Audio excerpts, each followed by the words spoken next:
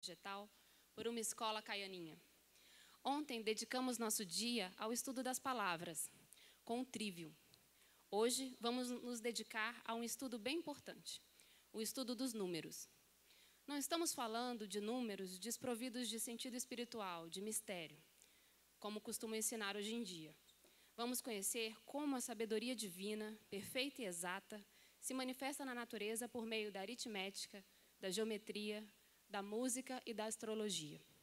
É o quadrívio, que junto com o trívio compõe as 7 artes liberais. Convidamos Adriano Marçal e Wagner Jales com as palestras Quadrivium, o número na criação, e na sequência Geometria na natureza.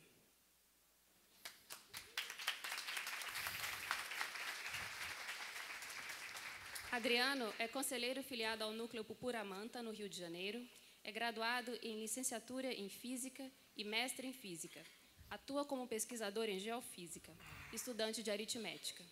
Wagner é conselheiro filiado ao Núcleo Sereno do Mar, em São Luís, no Maranhão, é arquiteto e engenheiro de transportes. Foi professor de graduação e atualmente trabalha na indústria da mineração.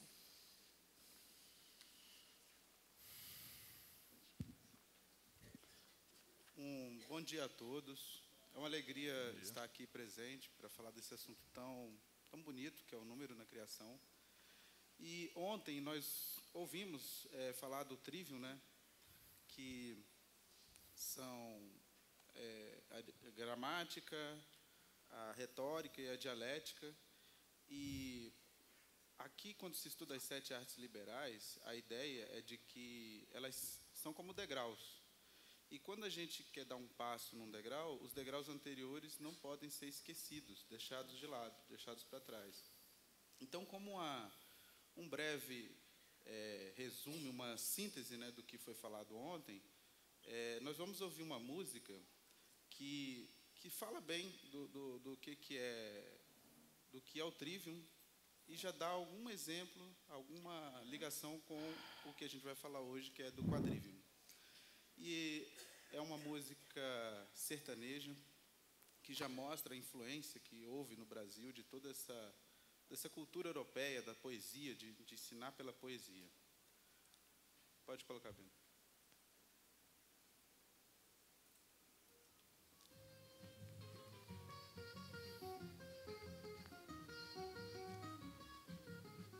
Faço desta moda minha mensageira que estabelece nova sistemática. O acesso do novo, queira ou não queira, que fiquem sabendo é coisa automática. Tem gente chegando ao fim da carreira com a mentalidade ainda estática. Na evolução é que passa a trincheira, mas tenho certeza que cruza a barreira nesta minha luta que é diplomática.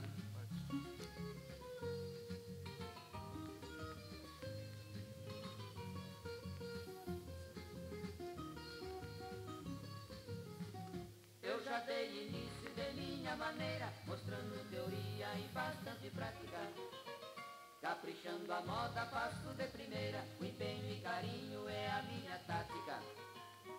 Eu mostro que a nossa moda brasileira, com termo correto, fica mais simpática. Quem ouviu o verde de minha bandeira, sabe que compõe uma moda brejeira, na escrita inteira dentro da gramática.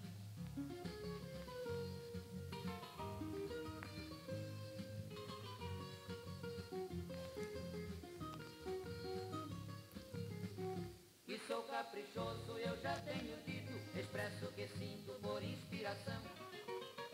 Tem gente que trova versos em conflito, se contradizendo na composição. Veja a natureza de encantos benditos, e a lua que brilha para a imensidão. O meu pensamento que vai ao infinito, quando ele regressa traz versos bonitos, que expõe em sequência em minha canção.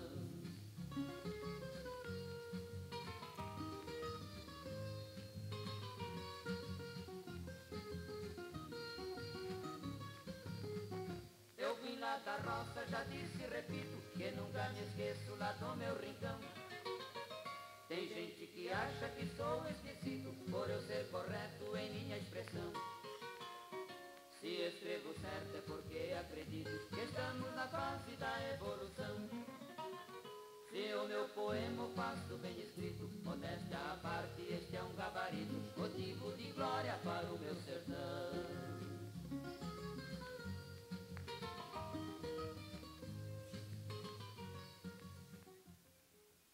Então, o meu pensamento que vai ao infinito, né? Então, com esse pensamento se elevando e pensando na lua, nas estrelas, eu vou falar para vocês o que é o quadrivium, né? O quadrivium é o composto de 4 artes, né? Essa palavra arte, como o Tiago falou ontem, né? É como uma reunião, um conjunto de conhecimentos para um determinado propósito, para um determinado objetivo. E ele é composto pela aritmética, que é a arte do número em si. Aritmos, em grego, quer dizer número. E a geometria, que é o número no espaço. É o estudo das formas no espaço. E a música é o número no tempo. É como o próprio número, em essência, se manifesta no tempo. Quando coloca o tempo no número, né, gera a música.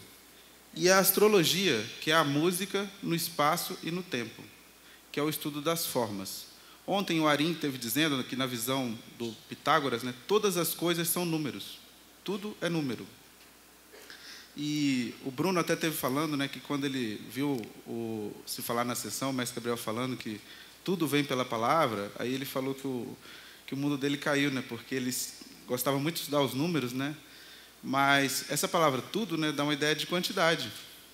Então, se tudo vem pela palavra, então não está uma coisa desconexa da outra, né? Porque esse tudo, nessa visão, é essa visão do número de um jeito mais sublime. E quando a gente pensa no... Por que estudar o quadrivium, né?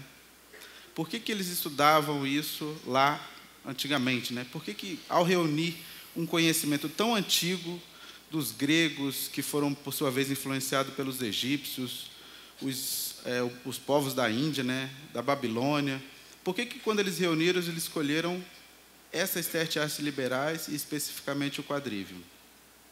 Como é que foi, Wagner? Em que eles usavam o quadrivium, né, na Idade Média? Por que eles... Então, na Idade Média, o estudo dos números, uma adaptação que eles fizeram dos gregos. Então, os gregos usavam os números para conhecer a natureza, a criação, e eles usavam os números para compreender de forma mais integral, né, como diz Santo Agostinho, né, o conhecimento do número ele serve para conhecer de forma mais integral as escrituras. Lembrando, os latinos, né, os pensadores latinos, Boécio, que nem o Sano falou ontem, eles traduziram, cristianizaram o conhecimento dos gregos. E, então, o objetivo deles é o quadrivium enquanto instrumento para entender as Escrituras, entender a palavra de Deus, como conhecimento integral. Entendia pela gramática, pelo trivium, e também usava o quadrivium. E, por exemplo, nas Sagradas Escrituras, existe detalhado, né, a construção do Templo de Salomão, com números e detalhes de como eram as proporções, o que ficava em cada ponto. E existe também detalhada a construção daquele candelabro judaico, né, de 7 velas. Então, existia essa utilização prática. E o autoconhecimento, porque nada disso que tem na natureza, né, é diferente de nós. Então, a ideia de que o homem faz parte da natureza já estava presente aqui nesse estudo, né? E essa palavra educar, né, ela originalmente quer dizer conduzir para fora. Ou seja, a partir de um conhecimento próprio, a pessoa ser conduzida na vida. Então, a missão do professor era auxiliar a conduzir na vida. Então, ao apresentar a criação, é necessário conhecer os números, né, para se conduzir dentro das ciências, né. E uma coisa também interessante, que hoje em dia pouca gente coloca como um propósito de você aprender alguma coisa, se viver melhor. Em geral, é colocado como um fim do tipo ganhar dinheiro, que também a pessoa até pode ver melhor, mas não é um propósito muito nobre, assim, da mais alta nobreza, né? Que a felicidade, ser feliz é um propósito nobre. Então, vou falar um pouco para vocês como que surgiu a ideia de número, né? Que até pela palestra, quando o Arim falou, né? Se você for ver bem, ideia de número é quase uma redundância, né? Porque número já é a própria ideia. Mas como que se manifestou assim na Terra? Como que as pessoas começaram a pensar nisso, né? É uma coisa muito antiga, se perdeu no tempo, assim, por conhecimento mais acadêmico. Mas, assim, as pessoas fazendo estudos, a hipótese mais provável é que o número surgiu por uma necessidade. É a mola do mundo, né? A necessidade. Então, um pastor de ovelhas, ele levava as ovelhas dele para o campo, então não tinha como ele saber se sumiu alguma, se nasceu mais uma. Ele ficava sem saber como isso, não tinha ideia de número ainda. Então, o que começaram a fazer? Quando as ovelhas iam para o campo, ele pegava pedrinhas e colocava numa sacola. E aí, quando ele ia pegar as ovelhas de volta, ele ia vendo se não tinha número, né? Então, ele ia olhando. Passava uma ovelha, ele tirava uma pedra. Passava uma ovelha, ele tirava uma pedra. Se ele visse que sobrasse pedra ou ovelha, ele ia saber se estava faltando ou sobrando. E por isso que surgiu essa palavra cálculo. Porque cálculos, em latim, quer dizer pedra. Então, daí deu origem dessa palavra que se fala na matemática, né? O cálculo. E uma outra forma, depois, com o tempo, foi se aperfeiçoando, aí se usava corda, né? Porque corda é melhor de carregar do que pedra, e dava um nozinho na corda, era uma contagem. Então, isso ainda não surgiu com a ideia de número. O número surge quando o pastor de ovelhas descobre que, mesmo sem precisar ficar vendo as ovelhas passando, ele consegue atribuir às duas coisas, né? O conjunto de pedras e de ovelhas, uma propriedade, que é o número. Por isso que o número é uma ideia. E aí, a nossa primeira calculadora, provavelmente, que a gente usou, foi a nossa mão, né? Que tem 5 dedos numa mão e 5 na outra. E aí, por isso que hoje em dia a gente ainda usa essa palavra dígito, para representar o símbolo do número, né? Que dígito quer dizer dedo. Então, como a gente usava a calculadora, como a mão, né? A gente conta até 10. A nossa base é decimal, né? E também a gente usa muito a base 12, que são esses espacinhos que tem aqui entre os dedos, né, das falanges. Se vocês for contar esses 4 dedos, tem 12, né, espaços. Aí já serve de contagem. E aí, por isso que a gente usa muito, além do 10, a dúzia, que são 12. E esse número é bem dividido, né? 3 em cada dedo. E... Quer ficar para cá? Uhum. Então, a matemática, o número, ele pode ser visto tanto nesse sentido mais da contagem, né? Desse sentido mais prático do dia a dia, como também num sentido mais abstrato, indefinido, que os matemáticos usam. Os matemáticos são capazes de usar tanto esse sentido da contagem mais material, como também um sentido mais abstrato do número. Então, na matemática, para construir todas as ideias da matemática, né, que digamos assim, das ciências que tem hoje em dia, é uma das mais mal vistas, né? Porque as pessoas ou acham difícil, ou não compreendem. E para a matemática ser construída, ela sempre parte de uma definição. O que é definição? Por exemplo, quando a gente fala alguma coisa, se eu falo uma coisa, é sujeito as pessoas pensarem coisas bem diferentes uma da outra. Então, o que a matemática faz? Para que a linguagem fique clara, eu digo, olha, isso é isso, e vamos concordar, vamos definir, assim. Então, definir é como se fosse dizer, aqui começa e aqui termina, dá baliza para a pessoa. E aí, nesse sentido, tem uma pergunta que é colocada aqui. 1 mais 1 é igual a 2? O que vocês acham? Depende da unidade.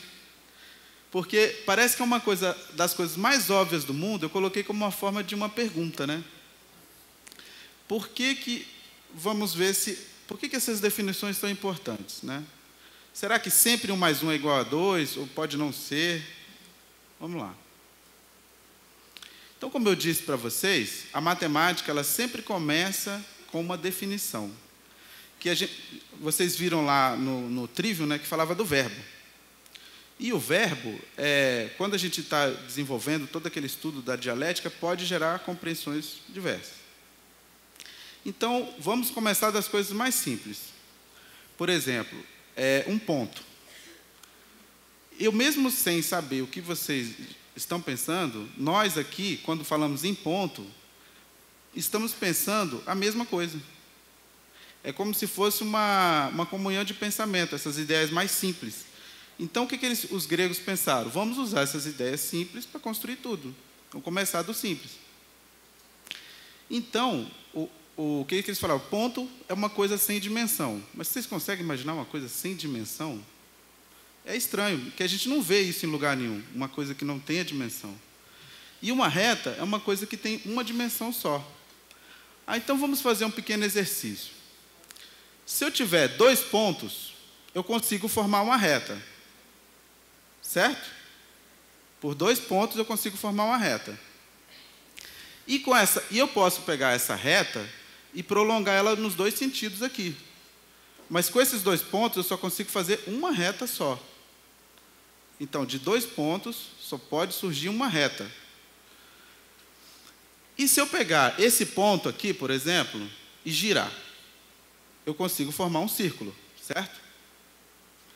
E posso fazer círculo. Como eu posso fazer retas de qualquer tamanho, eu posso também fazer círculos de qualquer tamanho. Beleza? Ó, já chegamos em 3 coisas. E olha só, se eu tiver 2 retas, imagina que 2 retas assim, ó, se cruzando, né? Se eu for girando elas, vai chegar um ponto que elas ficam retas em relação uma à outra. Isso a gente chama de ângulo reto. E esses ângulos retos são todos iguais. Certo? Só que, quando eu tenho essas 2 retas se cruzando, se elas não forem formarem esses ângulos retos, elas vão se encontrar em algum momento. Né? Se eu tiver 2 retas que não forem paralelas, né, elas vão se encontrar. E vão formar o triângulo. Então, vocês acharam isso difícil? É muito difícil entender isso? Bem simples, né? Pois é, isso é a base toda da geometria. É a simplicidade. Então, se você mostra isso para a pessoa de um jeito simples, não tem como não gostar. Não tem como não achar bonito. É uma forma até de deduzir, né? Eu tenho um elemento, eu conheço um ponto. Conheço um outro ponto, eu consigo imaginar um terceiro elemento. Então, a gente vai deduzindo e vai construindo elementos geométricos. Né? E daí surge a geometria toda. Toda a geometria sai de 5 princípios que foi juntados num livro chamado Elementos, de Euclides, que o Wagner até vai falar mais depois disso, que o Euclides pegou todo o conhecimento que tinha anterior a ele, de Pitágoras, de todos os filósofos, e juntou num livro que ele chamou Elementos. Então, vamos lá. Lembra aquela pergunta que eu coloquei para vocês, de que se 1 mais 1 é 2? Então, quando a gente soma, colocando um do lado do outro, né, juntando, mas permanecendo a unidade, como ela falou, se a unidade é preservada, então a soma é sempre assim, 1 mais 1, 2, mais 1, 3, mais 1, 4, e por aí vai. Só que, o vídeo não colocou, tá. Vê se vocês entenderam. Então, se eu, por exemplo, uso aquele exemplo da gota de azogue. Uma gota, se eu colocar uma gota e pingar uma gota em cima, já não é mais 2 gotas, é uma só. Então, existem somas que podem gerar a união, né? Soma que une. Então, a soma pode ser 1. Um outro exemplo de uma soma diferente que a gente vê é na química, né? Que a gente sabe que existe, a água é formada pelo hidrogênio e o oxigênio, H2O, como todo mundo conhece. E quando você junta o hidrogênio, que é um gás explosivo, e o oxigênio, que é o gás que mantém a combustão do fogo, né, você junta os dois e forma uma outra coisa diferente, que é a água. Então, é uma soma que transcende. Aqueles elementos, ao se juntarem, tornam-se outra coisa. Agora eu vou falar um pouco de uma visão mais alta dos números, que hoje em dia se vê pouco na escola, que é a ideia do número no sentido contemplativo, de você ver a beleza da natureza e ver que coisas que são aparentes coincidências não são tão coincidências assim, né? Aí, por exemplo, o que essa palavra quer dizer? Simbologia, né? Logos, como o Ari falou ontem, né? É o estudo, né? O conhecimento. Então. E em grego tinha duas palavras que eles usavam, que é a palavra diabolos e a palavra símbolos. A palavra diabolos, em grego, quer dizer aquilo que separa, diverge, que é contrário. E a palavra símbolos é o que une, né? Então, um símbolo é como se fosse assim, existe algo na natureza que entra em consonância com algo que tem em mim. Então, aquilo simboliza algo para mim. Então, já dentro da palavra símbolo, já está a ideia de união.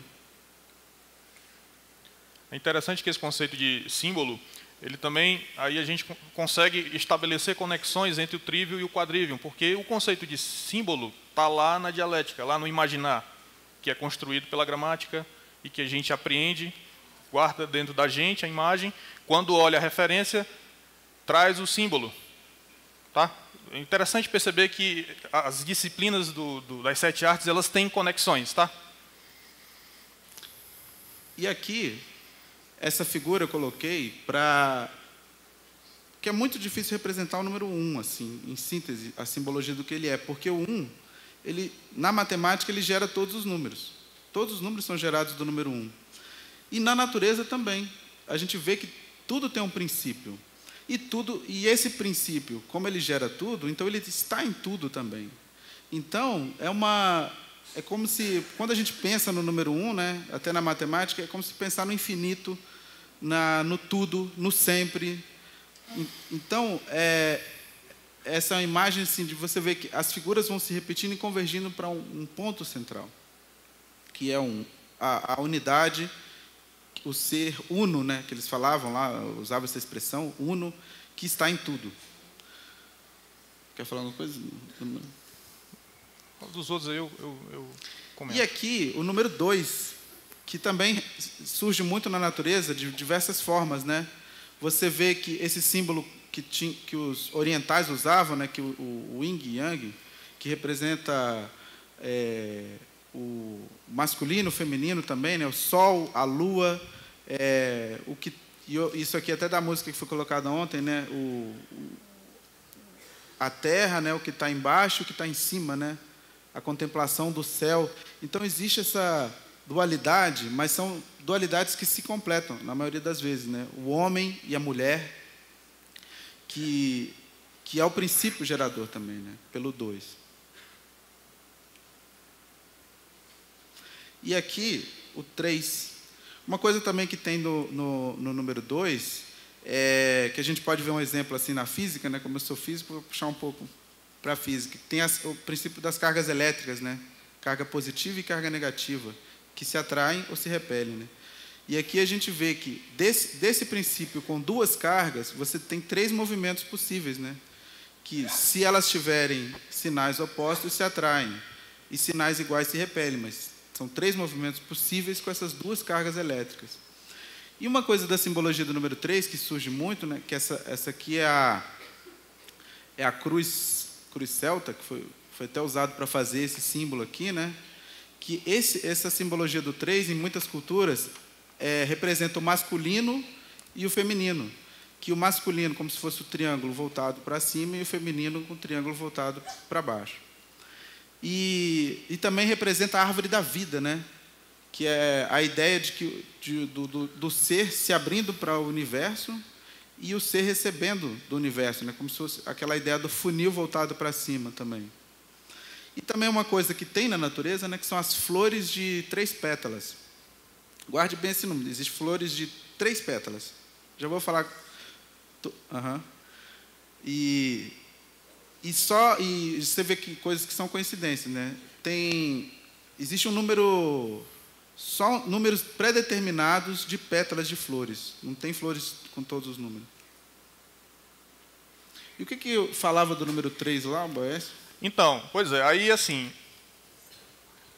o que é que os latinos fizeram? Então, eles aprenderam com os gregos a reconhecer os símbolos na natureza, né? A gente olha na natureza, identifica um número, traz uma representação daquele número, e aí o que é que eles fizeram? Como é que se cristianiza isso? Esse método de estudo do número. Por exemplo, Rabano foi um discípulo do Alcuino. Ele viveu logo, né, depois do Alcuino. Então, ele tem um documento, que ele escreveu, um livro, O Significado Místico dos Números. E aí, o que é que ele faz? Esse estudo que o Adriano está apresentando, ele relaciona todo com a Bíblia. O que é que tem na Bíblia? É Deus. 2, a divindade. 3, aí ele deixa bem claro, representa a Santíssima Trindade. Né? Ele fala assim, 3, são os que deram testemunho. Aí está falando da ressurreição de Jesus. Isso é ele trazendo na Bíblia, interpretando, trazendo o número, né, para dentro do estudo dele, do objeto de estudo dele, que é a Bíblia. Então, ele vai estudando o 2, o 3, o 4. Agostinho, que é antecessor ao Alcuino, no século V, ele também, no livro dele chamado Doutrina Cristã, ele ensina a trabalhar isso. Só que o Rabano, ele detalha muito mais. O Agostinho, ele fala assim, né, ele também fala que o 3 representa a divindade, e ele fala lá nesse livro, o 7 representa a criação. Aí ele diz que o 10 é um número perfeito, porque une o Criador e a criatura. Né?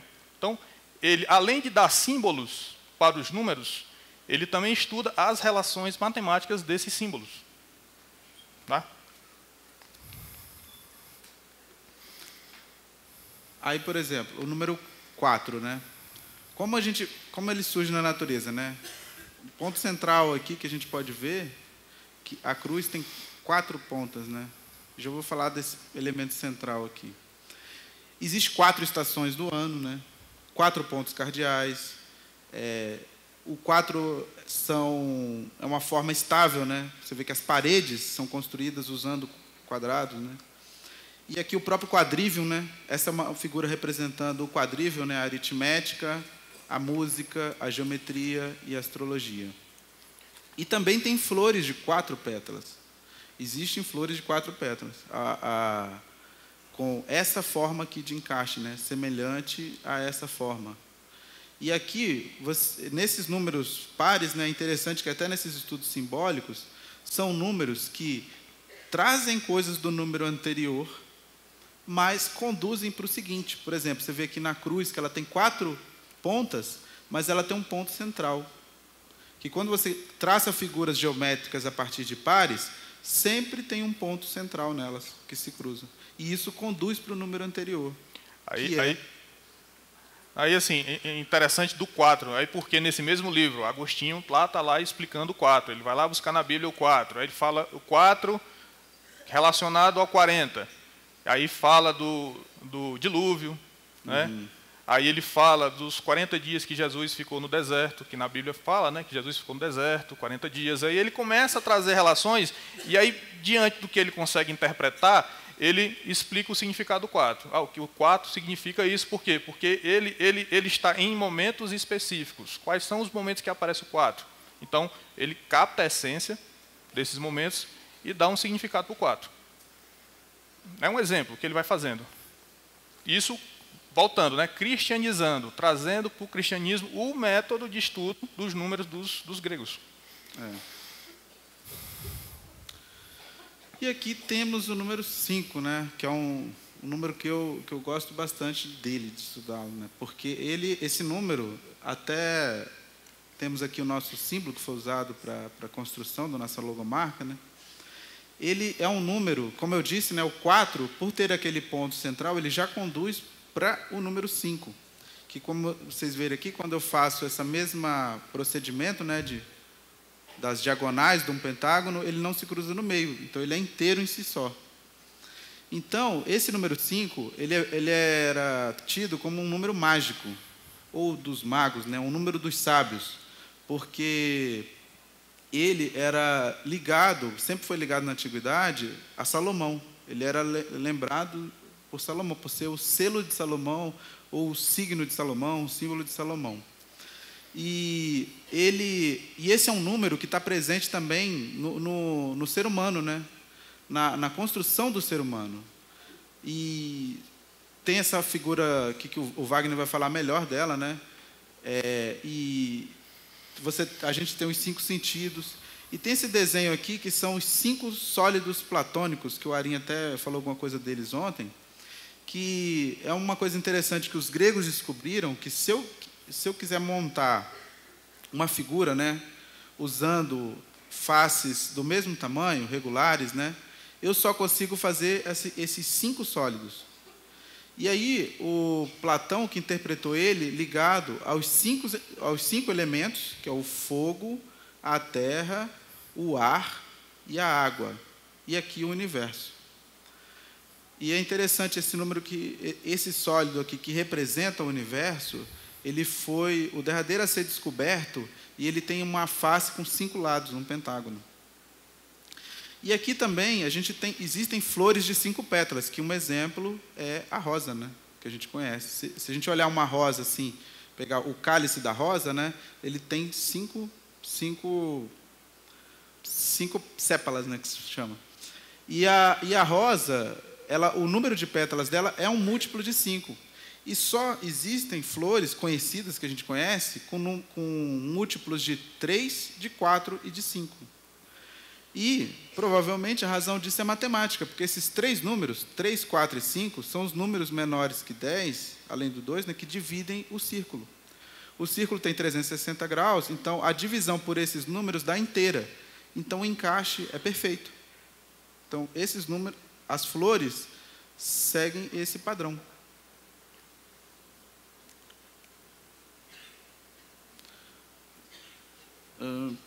O número 6 saiu daqui da minha apresentação.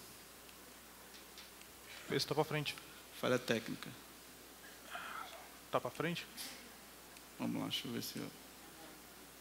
É que eu tinha pedido outro, mas... Então tá, vamos falar do número... Eu vou falar basicamente do número 6, não tem a figura ali, mas existem flores de 6 pétalas também, né, como vocês podem ver. E no número 6, a gente vê que ele tem, como eu falei, né, aquele ponto central lá no meio que conduz para o ponto externo. E quando você olha uma flor... Eu vou até pegar um exemplo aqui. Posso tirar? Aqui. A aula agora é ao vivo. Aqui, esse é um exemplo perfeito da geometria do número 6. Que aqui você vê que tem 3 triângulos montados, né, formando e ligados a um centro, né?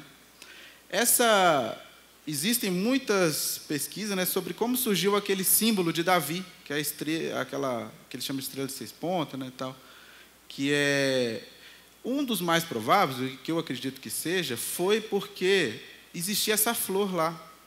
E eles gostavam muito dessa flor, dessa simbologia dessa flor, e eles representavam ela. E Salomão, em homenagem ao seu pai Davi, ornamentou o templo usando essa flor. Então, existem relatos lá da construção de um pórtico, né, da entrada na Bíblia, usando esse formato, o formato hexagonal com um ponto central. Que, como eu falei, esse formato já conduz para o número seguinte, que é o número 7, que também é um número que dá para entender porque que ele falou lá, o Rabano, né, Santo Agostinho falou que é o número da vida, que é um número que na natureza ele surge muito.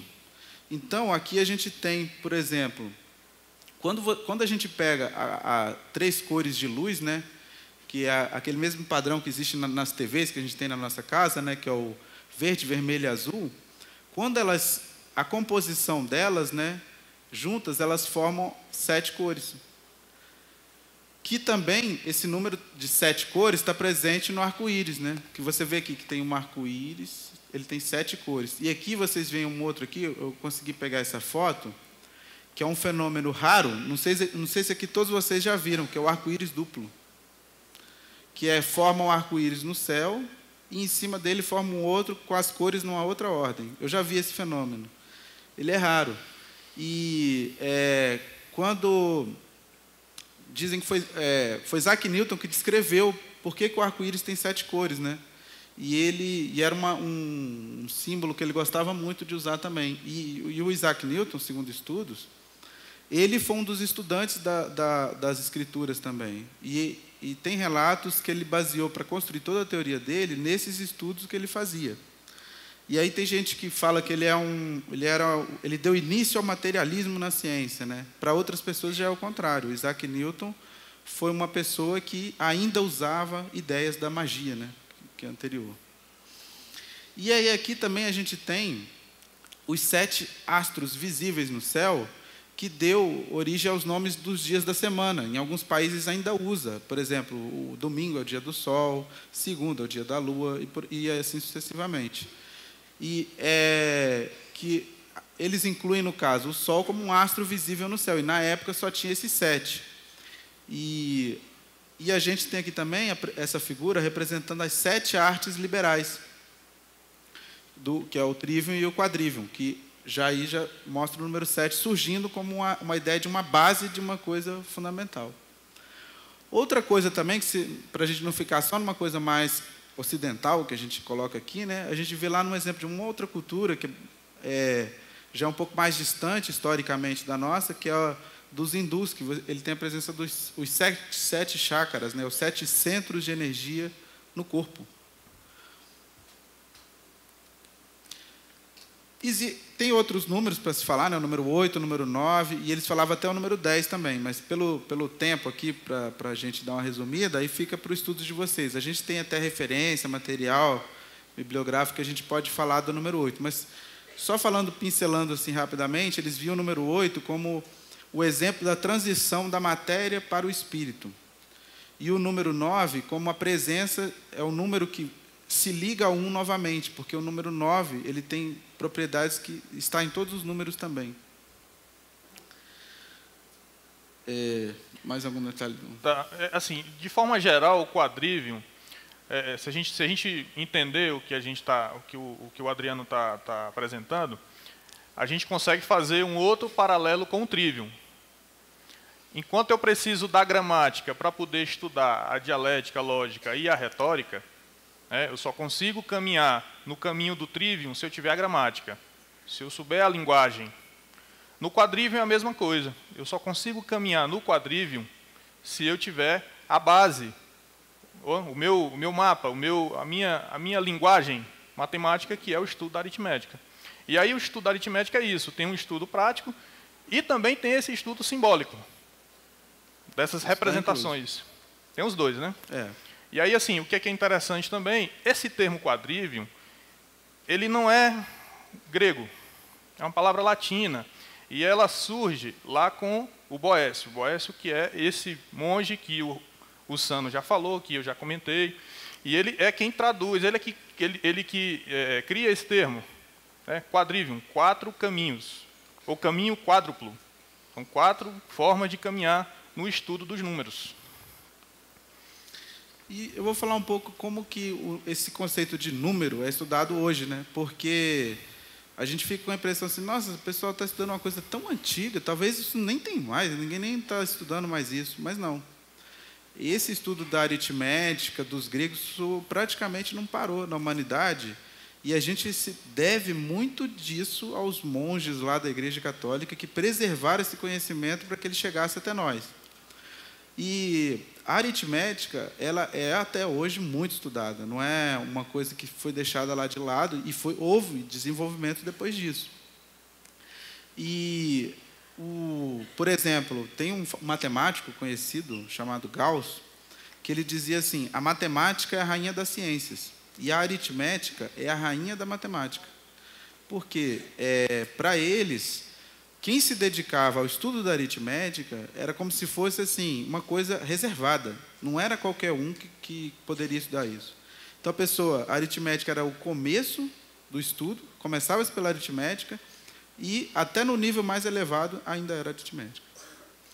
E essa palavra matemática, ela quer dizer a arte de compreender e explicar. Então, por isso que ele falava que é a rainha das ciências, porque ciência é mais ou menos isso, né? No sentido acadêmico. Então, onde tem número na mecânica quântica, né? Número nesse sentido que a gente está falando aqui? Essa palavra quântica, ela vem de uma palavra latina de quanta, quer dizer quantidade ou número. Então, no coração da mecânica quântica está a ideia de número inteiro. Então, a mecânica quântica surge no momento em que a física ela vê que a coisa mais fundamental é o número inteiro. E quando as pessoas começaram a pensar em construir o computador, né?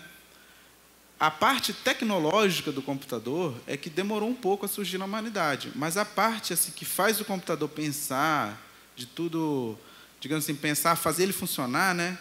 Ela já existia há muito tempo, que era baseado nesse tipo de estudo matemático. Então, quando o computador surgiu a tecnologia do computador, mas a matemática para fazer ele funcionar já estava pronta. Como hoje já existem avanços que estão sendo previstos que na matemática já aconteceram. Só está faltando eles virem acontecer num plano material nosso aqui. Né? Como se a matemática não fosse, mas ela é semelhante. E por que eu coloquei essa informação aqui? Guardião oculto da informação. Porque hoje em dia a gente chama de informática, né? Porque é justamente isso, é um tráfico de informação muito grande. A informação toda hora é transmitida, recebida. E para que a internet pudesse existir, as pessoas tiveram que garantir que as mensagens poderiam ser transmitidas de um jeito seguro. E para gerar essa segurança que tem na internet, tiveram que se valer da aritmética. Então, as pessoas que estudavam aritmética até achavam assim, que era uma coisa que não tinha aplicação nenhuma no mundo. Era uma ciência pura, como eles diziam. E aí, hoje em dia, eles não sabiam que isso iria acontecer, mas acabou acontecendo. Da aritmética ser, vamos dizer assim, guardiã dos segredos principais, das senhas de banco, tudo isso são operações aritméticas que guardam.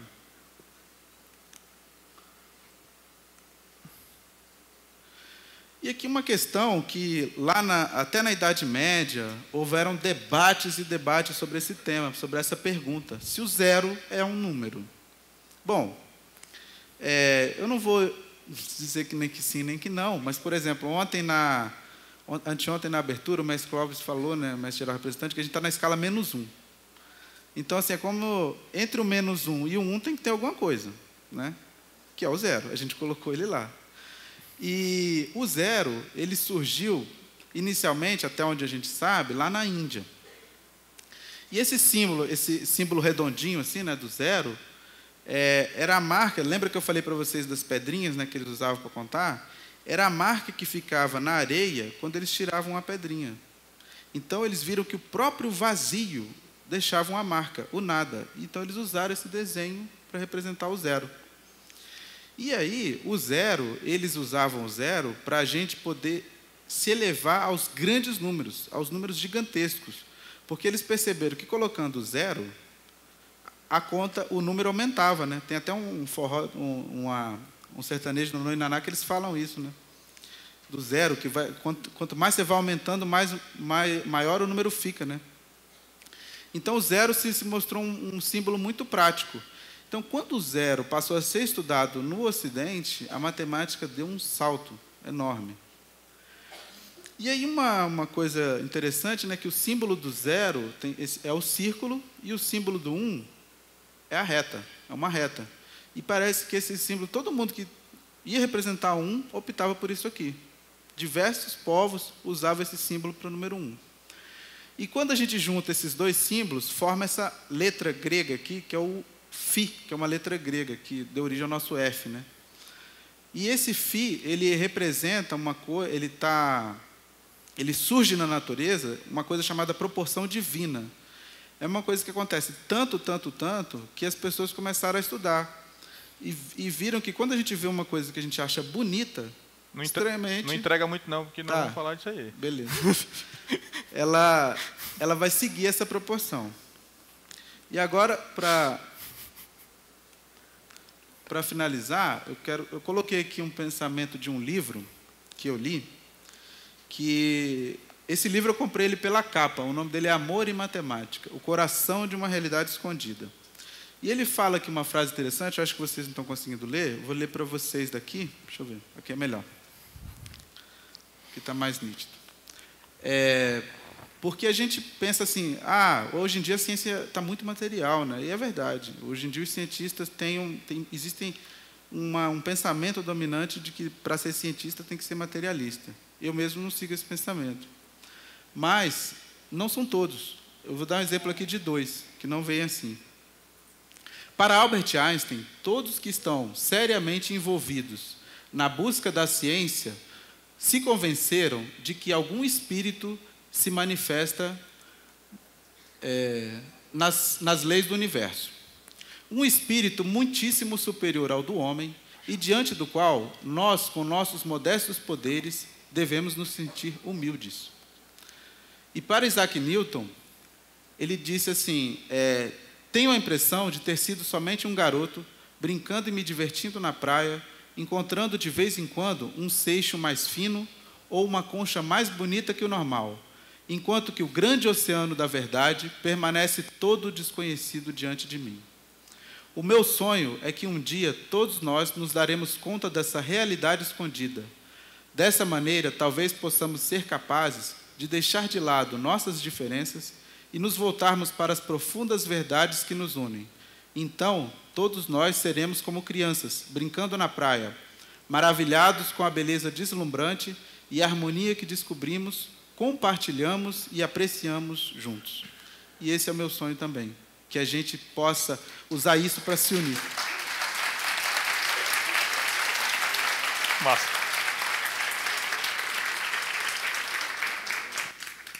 O homem é matemático mesmo, ele cumpriu o horário certinho ali, ó.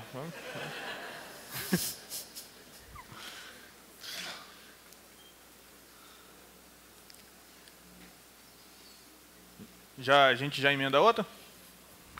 Tá.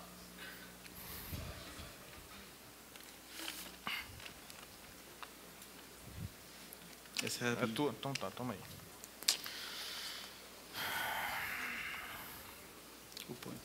Valeu.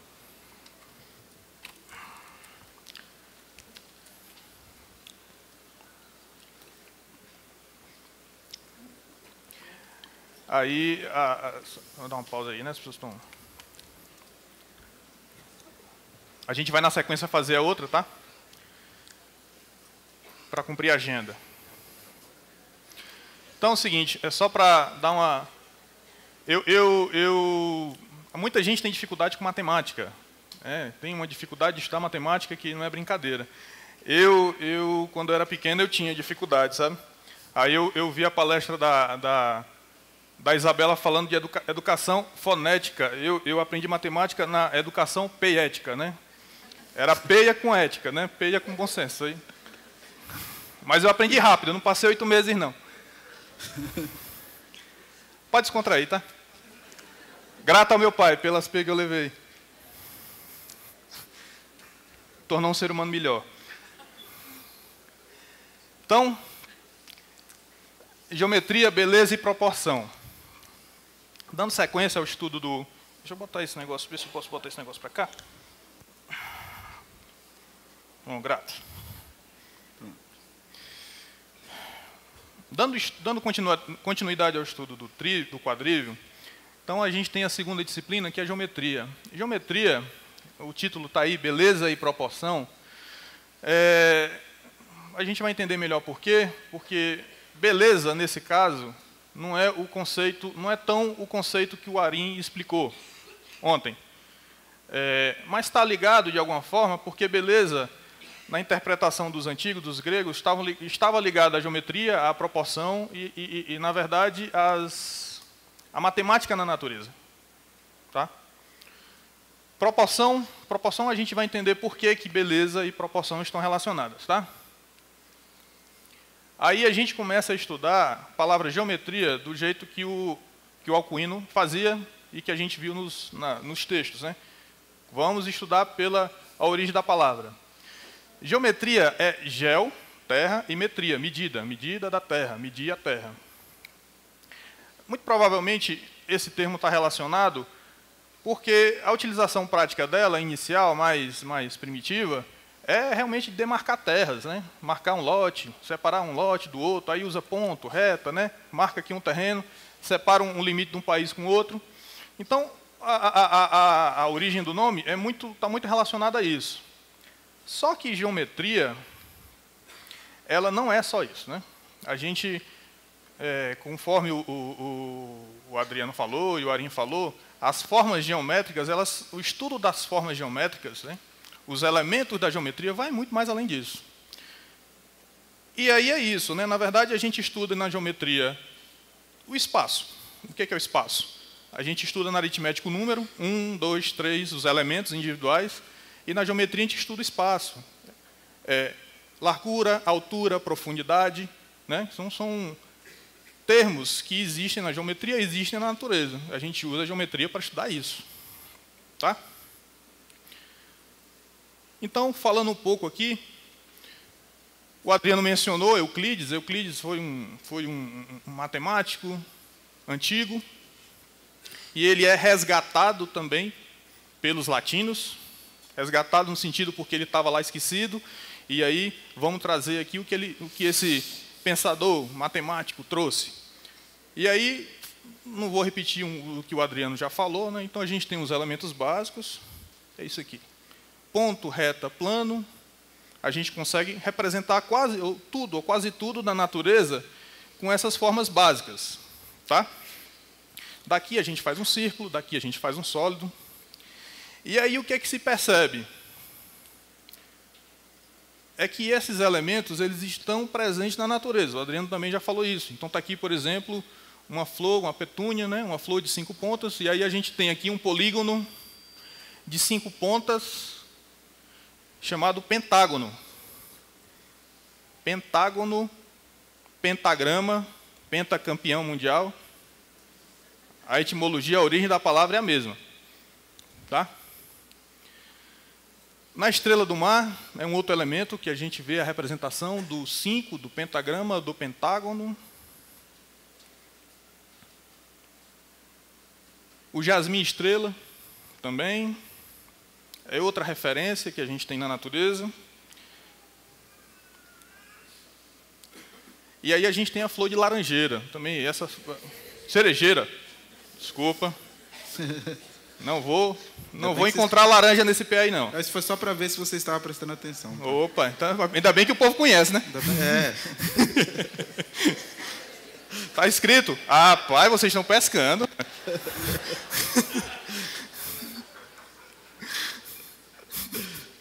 Tá bom, eu vou brincar menos hoje, tá? Então é isso. Então aqui a gente tem aqui um pentagrama com a ponta para cima e um pentagrama com a ponta para baixo, né? Dependendo de como é que você está olhando, né? E aí uma camélia, né? Que é uma flor que tem uma outra figura geométrica, né? Que é uma figura geométrica de 6 lados. Tá? Então é isso. Os elementos geométricos, né, na verdade, eles são ferramentas para que a gente possa interpretar a natureza, para a gente possa estudar a natureza. Cristais de gelo também é um outro elemento que a gente tem figuras geométricas precisas, e aí talvez uma das grandes inquietações dos antigos é por que existem tantas coincidências, né? Por que existem elementos tão precisos, né? A colmeia também tem uma figura de 6 lados aqui. E aí também no céu. Interessante que quando a gente olha para o céu, são pontos, mas que quando a gente conecta esses pontos, a gente começa a dar identidade para esse conjunto de estrelas, que são as constelações. O nosso amigo Lucas vai falar um pouco mais disso, mas assim, o objetivo é compreender que a gente usa os elementos da natureza para compreender o que tem na Terra, o que está criado na Terra e o que é que dá para ver da Terra. Né? Então, medida da Terra, essa medida da Terra ela tem um sentido mais amplo. Tá? Então, por acaso, isso aqui é uma simulação do céu hoje, 8 horas, olhando para o nascente. Aí aqui dá para ver Sagitário, tá? Então, hoje já tem ferramentas computacionais para a gente poder simular como é que vai ficar o céu, né? A posição dos astros, né? E é interessante, porque quando o homem olha para o céu, ele não vê só o espaço, ele vê o tempo, porque tem o movimento dos astros. E o movimento dos astros segue geometria. O movimento do astro, por exemplo, quem consegue reconhecer o Cruzeiro do Sul lá no núcleo, no Sereno do Mar, quando dá mais ou menos umas 8 horas, o Cruzeiro do Sul está assim, mais para cima. Quando é depois da sessão que a gente vai olhar para ele, ele já está assim um pouco inclinado devido ao movimento. Então ele faz um percurso circular no céu. Quem olha daqui da Terra, como se ele estivesse fazendo assim, né? Isso acontece em pontos astros, né? Então a gente tem geometria, a gente usa a geometria para interpretar até o movimento dos astros. Quer comentar alguma coisa? Não, e também tem uma coisa assim interessante, né, da geometria, que para os gregos todo o número ele tinha que ter uma representação geométrica. Então eles tinham um estudo que eles faziam, né, que aí eu acho um estudo até bem prático para ser colocado numa escola, que é o estudo da régua e o compasso.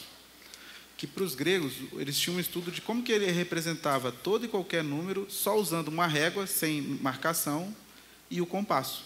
Então eles faziam jogos, diversos jogos, e tudo isso é baseado na ideia de que o princípio original que gera a geometria é a reta e o círculo, que é muito usado na astrologia isso.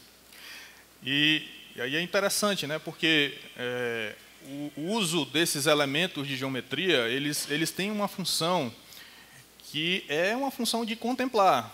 Contemplar não é só olhar, mas é poder representar e examinar, né? Estudar. Você faz uma representação de uma flor de cerejeira e aí vê o pentagrama. Por que é pentagrama? Por que o formato é perfeito? Por que essa flor é 6? Então, são formas que a gente utiliza para contemplar, para estudar, para examinar, para imaginar, né? São ferramentas que a gente utiliza para, de alguma forma, se conectar com Deus.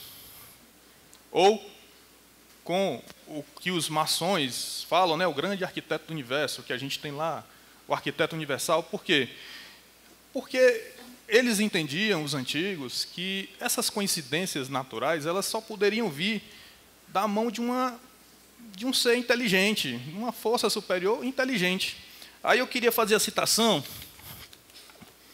Ver se eu encontro aqui a citação do Boécio. Enquanto você procura, olha só o que ele está segurando na mão, né?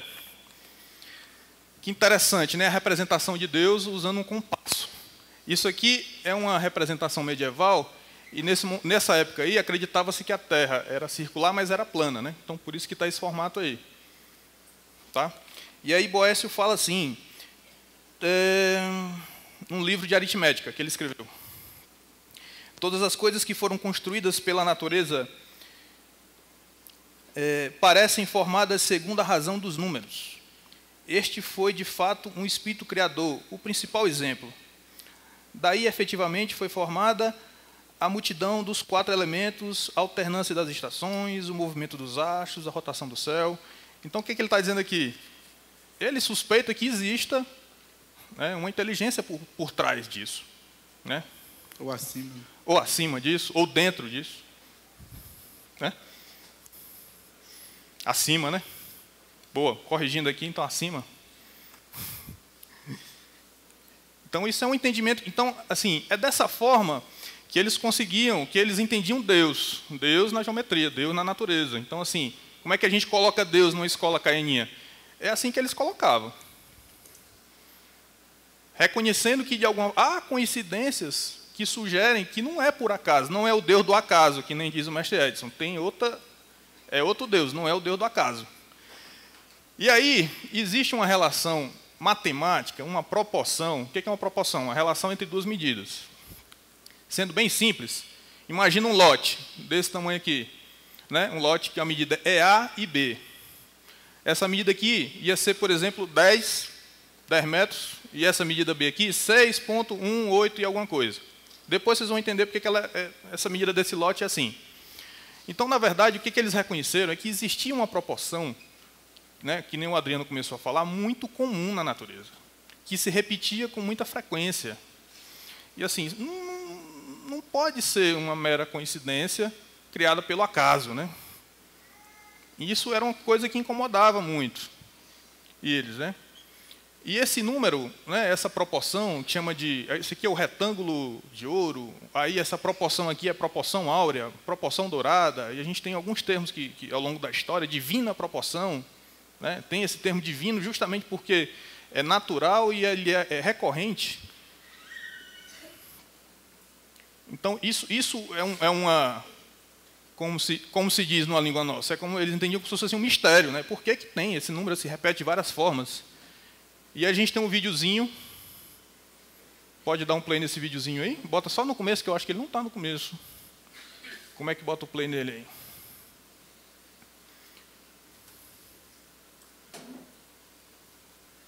Só um minuto, meus amigos.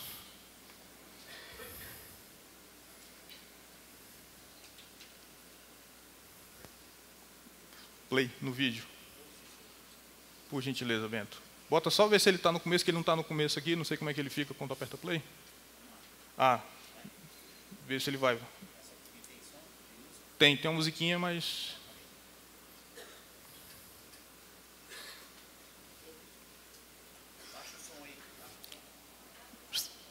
Baixa o som.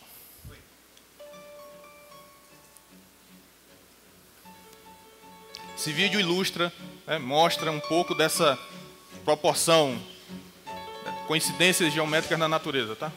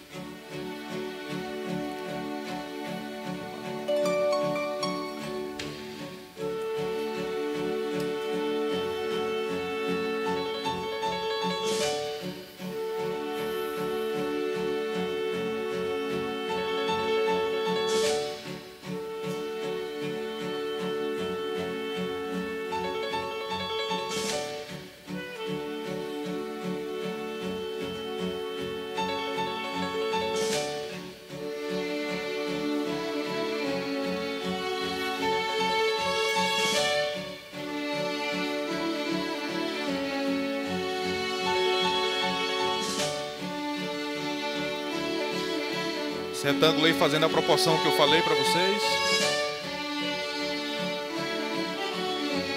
Transforma numa linha. Vira uma circunferência.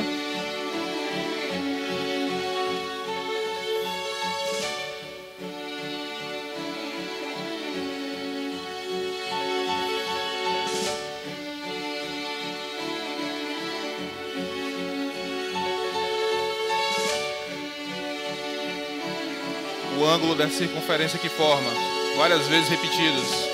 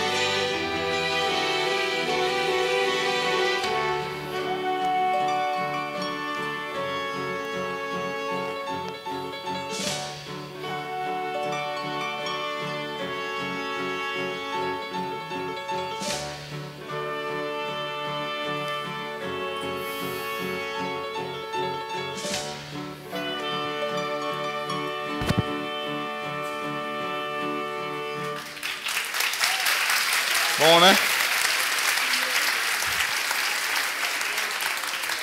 Deus não brinca em serviço não, né? O cabo é bom mesmo. Dá até um arrepio.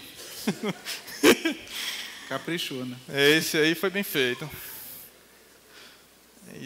Opa, volta. Voltando, volta. Tem mais aí, volta. Ixi.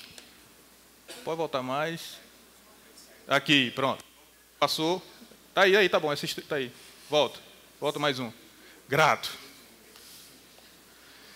Então é o seguinte, né?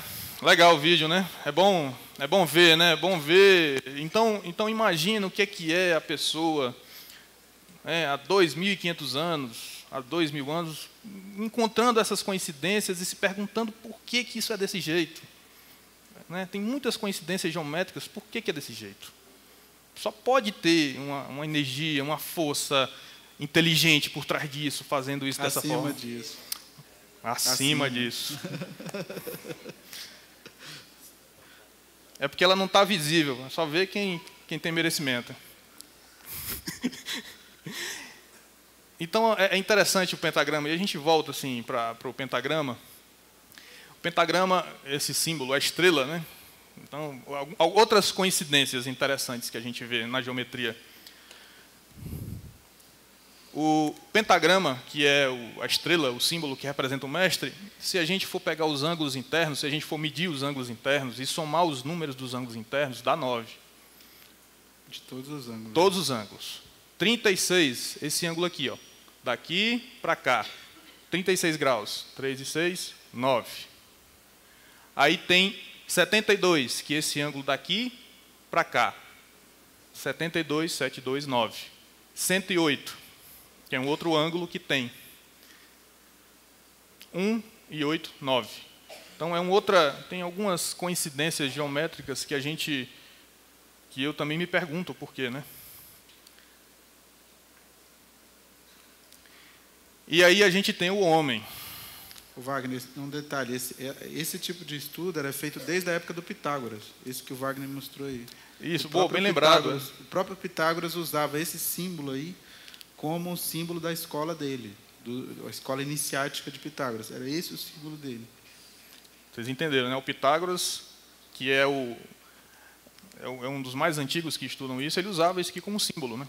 Para estudar a escola, para entrar na escola, né, a pessoa recebia um símbolo, né? Como se fosse uma espécie de uma tatuagem. É uma marca na mão. Né? Uma marca na mão que era o pentagrama. Aí a pessoa apresentava e tinha direito de acessar a escola. E aí tem essa obra aí, que é o homem, né? O homem também. Então, é interessante também o homem no estudo da geometria, porque tem autores da Idade Média que consideram assim, o homem como sendo a obra mais importante da criação. Né? E aí essa imagem, na verdade, essa imagem é uma imagem do Leonardo da Vinci. Ele não foi contemporâneo do Alcuino. O Alcuino foi século IX, Leonardo da Vinci foi século XIV ou XV, não lembro ao certo. E aí, o que é que ele está representando aqui? Essa gravura, o nome dela é O Homem Vitruviano. O Homem Vitruviano, Vitruvius, foi um arquiteto romano do século I, que os seus estudos eram conhecidos na época de Carlos Magno. Tá? O que é que ele fez?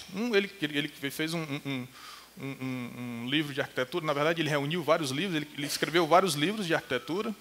Dentre eles, ele explica quais são as medidas ideais para o ser humano. Ele fez um estudo com as pessoas e ele identificou, em termos de proporção, quais são as proporções dessa obra, né? Dessa engenharia, dessa obra divina, que é o homem, né? E aí, ele fez algumas... E ele está aí no livro, lá ele escreveu algumas proporções. E aí, por exemplo, eu vou fazer um exercício aqui com o Adriano. Por exemplo, o que é que ele dizia? Que a proporção ideal do ser humano, né, é que a cabeça fosse 1/8 da altura do homem. Né? É uma proporção que ele encontrou observando as pessoas. Aí... Vamos medir aqui o Adriano. Eu não sei se ele é o... Eu não sou um homem perfeito. Eu não sei se ele é o vitruviano, não, mas a gente vai usar ele aqui, que é o que eu tenho agora, tá? Tem alguém mais bonito aí que você habilita? Não precisa não, tá bom. Ó, tem 1,65. Aí, por exemplo, de cabeça... Quem tá calculador aí? Alguém quer calcular aí? Ó, 22. 22. Então, assim... Ó, alguém já puxou? ele trouxe a calculadora. Eu trouxe no celular aqui, tá? 22 dividido por 165. Ah, 7,5? Ó, não deu 8 ainda. Deu 8. Não tô bem, não cheguei lá ainda. Vocês viram? Mas eu acho que, olha só. Eu não vou dizer para ninguém não, mas eu reduzi assim, a trena aqui, tá? Eu tenho um recurso. Eu sou reencarnacionista. Eu posso chegar lá. Au. Boa. Tá lembrando aqui, aí, por exemplo... Eu acho que Como é que é? Eu acho que você não mediu certo isso aí, não. Não, eu escondi. Ó, a minha treina eu dei uma dobradinha assim para poder... Eu não posso ser tão feio desse jeito. Não, e assim, tem várias relações. Aqui eu estou falando para ilustrar, mas em tese, no que ele escreveu foi isso. Né? Então, as medidas ideais... Ele tem uma série de descrições. A gente faz as outras aqui? Tem mais? Tem um bocado. Ele escreveu um livro todinho só falando disso aqui. Vamos ver se eu passo em algum. Escolhe mais um aí, para ver se pelo menos eu chego perto. Vamos lá. Não, tudo bem. Ó, não vou judiar de vocês, não, e nem do nosso amigo Adriano, não. A mulher dele está aqui, vai que ela briga comigo aí. É verdade. Senhor? Senhor? Tem que ver onde ele vai medir, né? Sobe o grau, mestre. Sobe o grau. É verdade. Mas assim, eu me comprometi que eu não ia fazer muita brincadeira hoje, não, porque ontem eu acho que eu gastei demais a memória de vocês. Mas eu vou... Tá bom. Então ele fez algumas relações. A largura do ombro. A largura do ombro, ele fala que a largura do ombro é 1/4 da altura, ou seja, então a largura tem que ser a altura dividido por 4. Aí ele faz relações do cotovelo, a mão, da mão em relação ao braço, e até as proporções, né? A testa, o nariz é 1/3 do rosto. Os olhos, né? Ele fez um mapa, um projeto, uma descrição, né? Ele descreveu como é que seria, como é que é o homem ideal, as proporções do homem ideal. Né? Então, pensando assim, nessa obra, né? enquanto obra arquitetônica, vamos dizer assim. Né? E tem aquilo também que eu falei ali, traduzindo, né? Do número 4 e do número 5, né? Que ele tem ali o homem em duas posições, né? Essa posição e essa aqui, né? E essa figura também tem uma simbologia, aí usando a simbologia. Né? Então, por exemplo, isso que o Adriano falou, tem um quadrado. O quadrado, para os antigos, representava o plano material. O mestre Zé Luiz trouxe uma explicação que achei interessante, que são 4 ângulos retos. Né? Então, e aí é perfeito, não é isso que você falou ontem? Que era perfeito porque eram 4 ângulos retos. Né? Pois é. E aí, o que tem nessa representação? Leonardo da Vinci pegou esse documento lá, né, do século I, e aí ele reproduziu essa figura seguindo as orientações do Vitruvius. E aí ele fez isso. E o que é interessante? Porque o quadrado, o homem... São 2 homens. É um homem de 2 formas. O homem com as pernas juntas e os braços esticados na horizontal, eles estão dentro do quadrado. Se a gente separar a figura... Porque eu não trouxe separado, mas se a gente vê, eles estão dentro do quadrado. O centro do quadrado, se a gente traçar uma linha aqui, uma diagonal, daqui para cá, o centro do quadrado, que representa o plano material, fica no órgão genital da figura. Os braços abertos e as pernas abertas, eles estão tocando o círculo. Aqui o círculo, círculo, círculo, círculo. Tá? E o círculo, para eles, representava o plano espiritual. E se a gente trouxer o centro dessa circunferência, onde é que vai ser o centro dela? No umbigo da figura.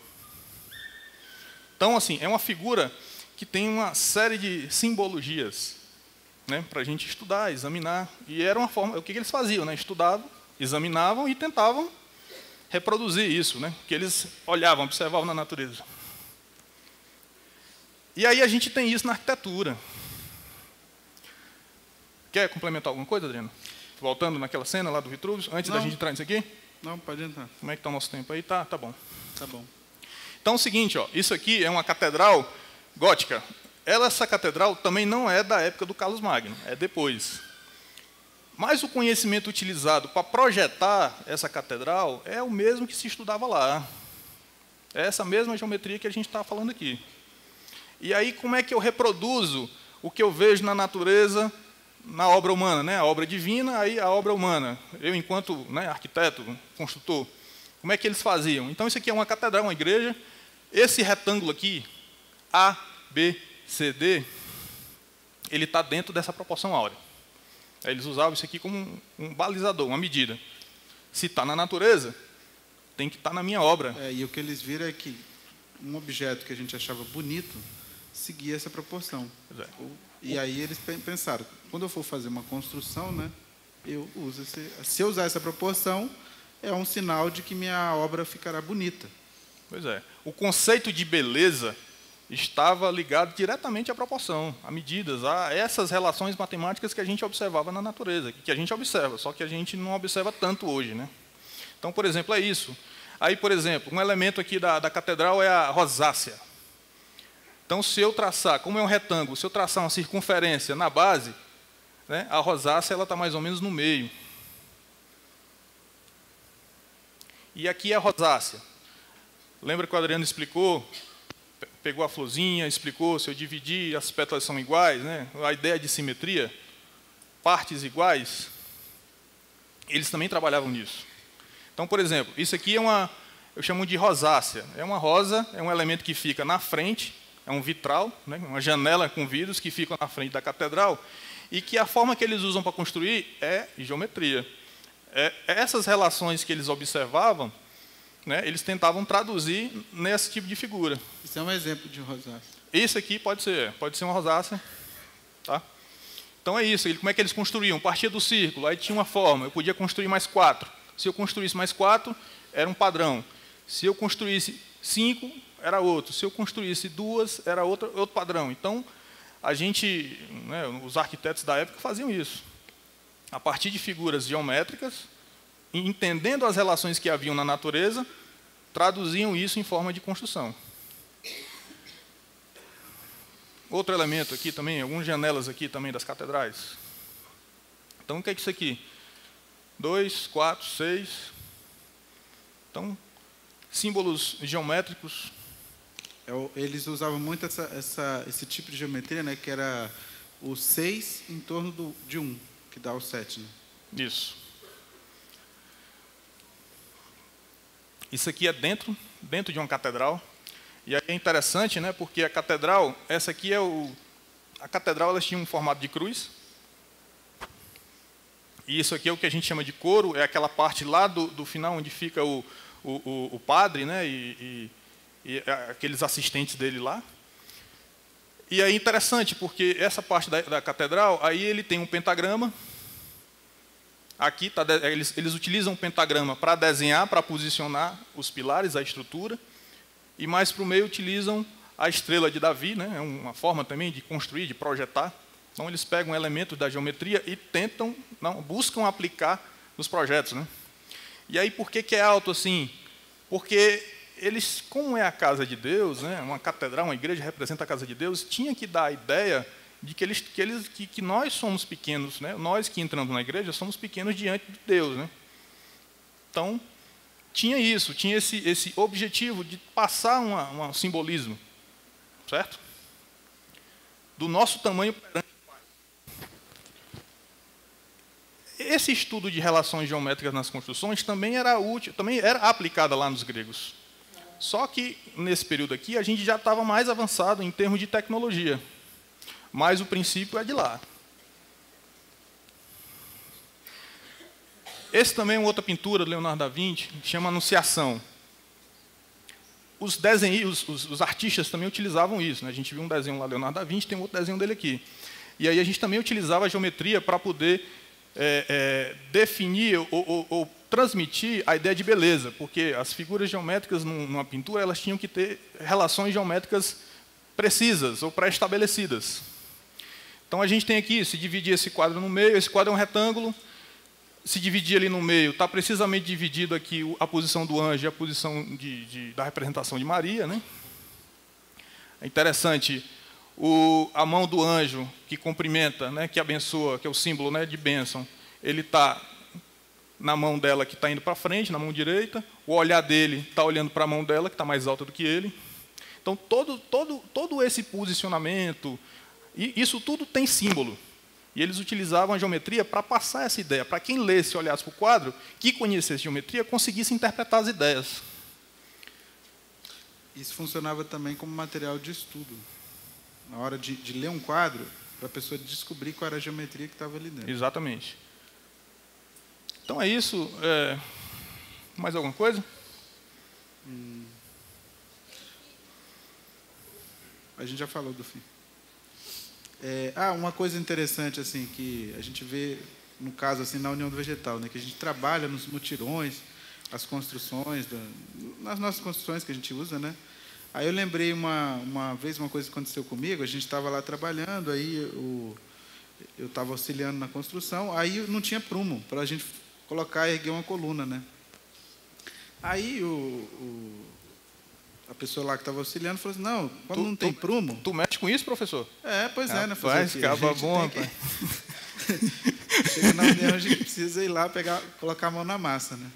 E aí ele falou assim, não, já que não tem o prumo, vamos fazer o seguinte, a gente pega uma média aqui numa régua, 80 centímetros, 60 centímetros, e quando encaixar 1 metro, aí está reto. Aí ele falou assim, essa você não sabia, hein, doutor? Aí eu falei, sabia, isso chama-se Teorema de Pitágoras.